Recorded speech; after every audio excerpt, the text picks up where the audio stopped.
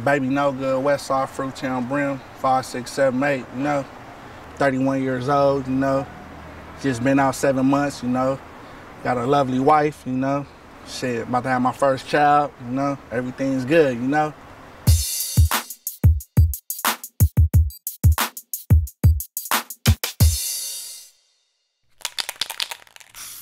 I've been in and out, you know. I did 2 years this last time, and then I did, you know, 18 months after that, you know.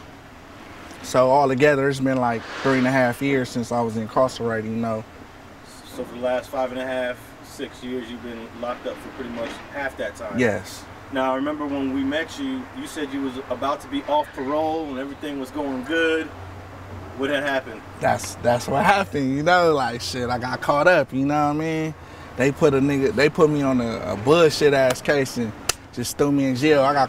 They say I got caught with some old crystal meth or some shit like that on 30 Bix at the spot we had right there on 30 Bix and Budlong. But you know, they end up giving me a program after like 6 months of county jail time. After that shit, I was out here, and then I stayed out like 7 more months, and then I got re-locked up, you know? You mentioned before your dad wasn't really in your life when you was growing up with your mom. Yeah. What kind of dad do you envision yourself to be? A better one than he was, first and foremost, you know. I'm gonna be a more hands-on dad, you know, out here for mine, you know, because, you know, it's a high percentage of, you know, fathers not in their child's life, you know. I'm gonna try to be the one from the hood that break that barrier, you know what I mean? Be there for mine, you know, through it all, you know, from the snotty nose to college, you know.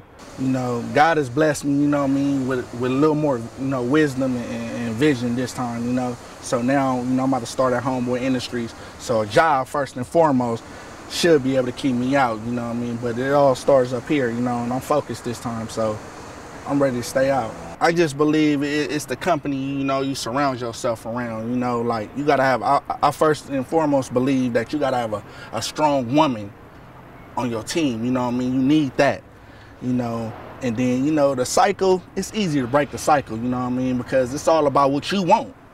If you wanna be out here hanging and singing dope, then that's what you go for. But if you want something different, you can venture off, you know what I mean? There ain't no limits to what we can do, you know what I mean? It's all about that individual, you know what I mean? But it's been hard though. It's just about what you want. You gotta want that so bad, you know what I mean? It's all about what you want, you know what I mean? And I wanna get a job, and I got a job. Prison is not fun to be with, you know what I mean? Not fun to be in, you know? You can't be around no women.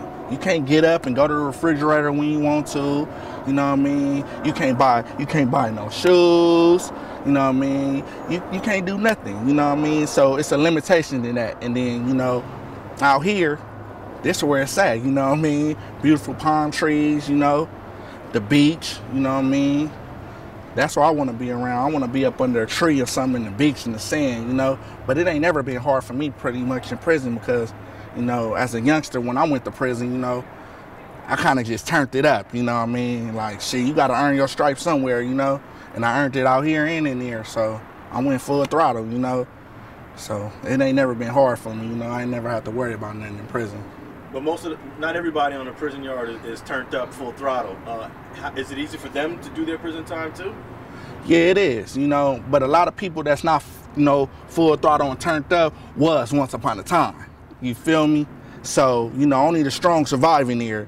If you in there with your head down or something, you pretty much a victim, you know what I mean? So you gotta walk with pride, you know? Why do you think so many guys end up going back to prison over and over? And you too, I mean, you've been there, what, 3-4 times already?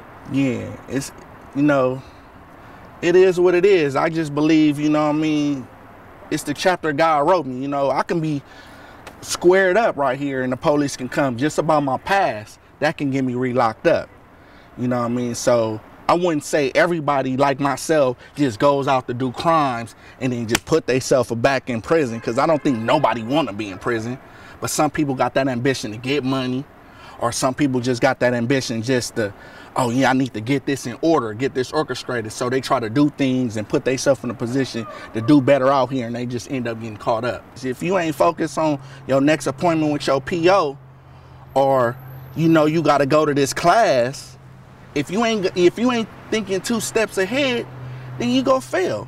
And that's what puts you back in jail a lot of times too. When you see the police, a lot of people run when they see the police instead of saying, hey, how you doing or whatever, and going about your business. It's just about the anticipation at that moment. I was one of those cats once upon a time. I see them, I just run, you know. That just comes from the fear of the law. You know what they do behind closed doors.